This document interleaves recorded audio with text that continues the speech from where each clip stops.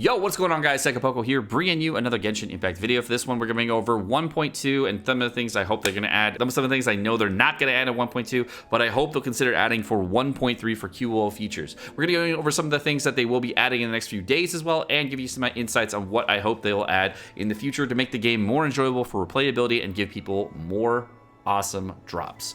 By the way, sick child and Zhongli displayed. So let's go ahead and jump into it.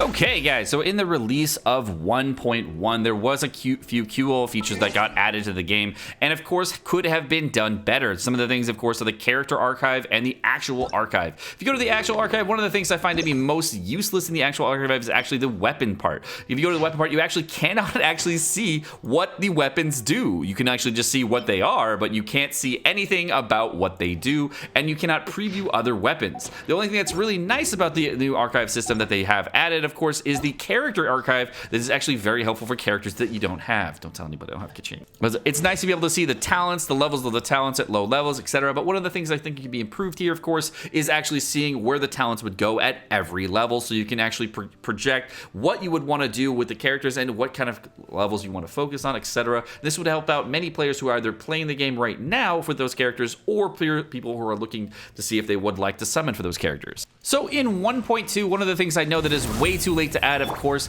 for at this point in time, but would be really nice to see for 1.3 would be an increase in the boss drop rates. You know what the boss drop rates are? These world bosses that you can actually find going around the map, and of course fight any of the seasoned mages. You can of course fight any of the other bosses around the map, and you can get yourself artifact drops as well as materials that you need, of course, for those characters. I don't know, what's with these heat-seeking missiles over here? You see this? What's that? But as you can see, I got 200 more for killing the boss there, and I get drops, an exile goblet, etc. You can get artifacts out of this, and it's a great way to, of course, get these things.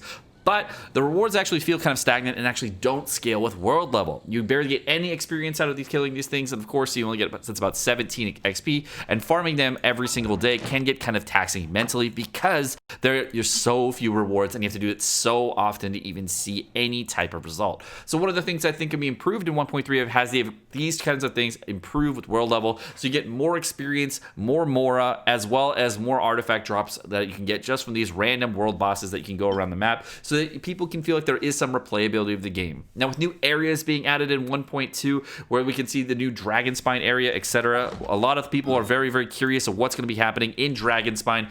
But one of the things that they hope they add, of course, it would be new monsters, new replayability farm routes, etc., so that people can actually experience going through those areas and having a good time killing the monsters in those areas. Now, one of the biggest facets of this game, of course, is that it is based around adventure rank, and many people are wondering what's going to be happening at adventure rank 55, 60, all that stuff, and see what the world level increases really bring to the game. Now, world level increases after a certain point really don't seem that heavy. After I think it was like world level 5, I really didn't see any difficulty increases through the worlds, because really what happens is all that happens for the enemies is that their HP goes up, their defense goes up, and their attacks go up. They hit harder and they take longer to kill. There's not really any differences for any player, so just if you're wondering if you should ascend your world level, the answer is yes, because the only thing that gets more difficult for you as a player is going to be the domains. And if you don't know what I mean by that, when increasing your world level past level 40, the only thing that gets really, really hard to do is, of course, the domains. And the domains, I'm talking about, of course, are anything that's going to be for artifact domains, because a lot of people are looking to get these types of artifacts, and they want to get the highest difficulty artifacts, so they get the guaranteed drops at AR 45. But if you're trying to get that, the world level does not affect that. Your only thing is unlocked by adventure rank. So just go ahead and unlock if you haven't already. But I digress. One of the things I think they should add, of course, is adding more XP and more, because this would be a great way to get some replayability, some grinding in, and have fun with friends doing it. This would be the reason I say have fun with friends doing it, because right now in the game there's not really any reason to do any type of co-op, especially in your own world. But one of the things that would bring a lot more fun to the game is the ability as well as need to do co-op, because if you were able to farm bosses in your world and go around the world and actually do a lot of grinding, you can actually do it with multiple different people throughout the day, because you can do it for your world, their world, and any of their friends' world that they're combined with it, to give yourself large amounts of things to do throughout the day. So I hope in 1.3 they add some kind of mechanic that allows that to happen, to make it actually valuable to do, where it scales with world level. Now, the other thing, of course, that has been released in the official event, of course, is the brand new Crown of Sagehood. Now, this Crown of Sagehood allows you to unlock level 7 talents, level 10 talents, but the cost is 700k more and all this crap. So it's very expensive. So I'm very curious to see if they're going to add more things to the game that are going to allow us to get these types of materials a lot easier, or if there's just going to make more of these materials more accessible to players so that people can continuously get their talents up on specific characters. Another thing many people have been theorizing about is the new location having any type of geoclises or animoclises. Now, I don't know much about 1.2 and all the area things going around with 1.2, but for geoclises and animoclises, I don't really think we're going to get anything in Dragonspine, because Dragonspine is actually an area inside of Mondstadt, so I really don't think we're going to get any kind of increase in geoclises or animoclises for that area. But if we do, that would be nice. That would be really cool. Extra stuff in Mondstadt. Get some more stamina, that'd be pretty cool. But seeing how we're at a cap of 240, I really don't think that's going to happen. I think we're going to see an increase in stamina when we start getting the new areas being unlocked for the for other areas like Inazuma, etc. And that's when I think we're going to start seeing that kind of stuff versus the Dragonspine stuff right now. How are we going to see the rest of the map, you know? Like, how are we going to see it? Well, I think we're actually going to be able to see it from this one up here, this one up over here, and, you know, maybe there will be. Now, the current cap on stamina is about 240, so being able to get more stamina on your characters sounds like a very, very nice thing.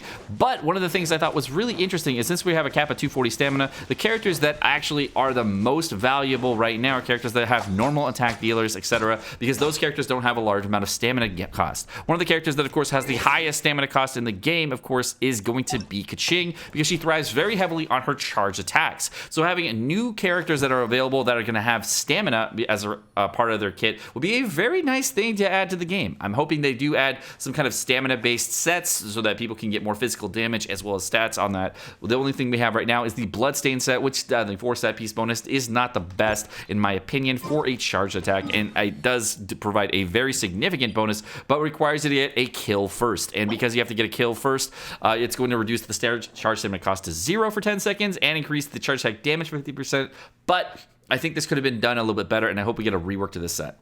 One of the things that I thought was most interesting, of course, is that there are 3 different artifact sets that have been kind of thrown around for 1.2. I don't know which one's going to be coming, because I really don't pay attention to leaks, and I kind of just stayed away from it entirely. But of course, there's the new Hydro set that has been talked about. Of course, there's potentially even a Geo set, and of course, an Ice set that is going to be coming out for a lot of characters. So the Cryo set, of course, the people have been talking about it. There have been talks, of course, new prototypes for different characters. So if you're thinking about crafting a weapon, potentially that might not be the best choice, because crafting a weapon might not be one of the things you want to do prior to 1.2, because there may be new craftables that has been thrown around, and there might be, there may not be, but you know, it's a good idea to save just in case you don't need anything right now.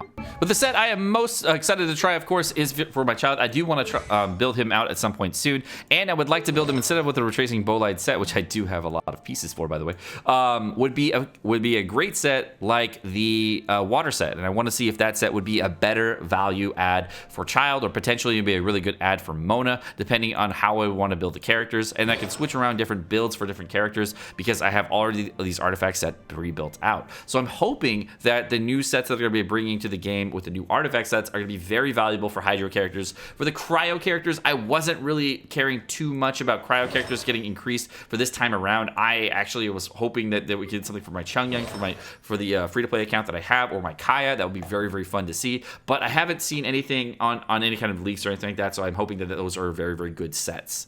So what do you guys think? Are you thinking they're going to add some cool things to the mix? Have you been paying attention with leaks? Let us know in the comments section down below exactly what you think. But my name's Sekapoko. Thank you so much for watching. Hope you guys enjoyed the video. Of course, like, subscribe, all the fun stuff, and you guys have a great rest of your day. Peace.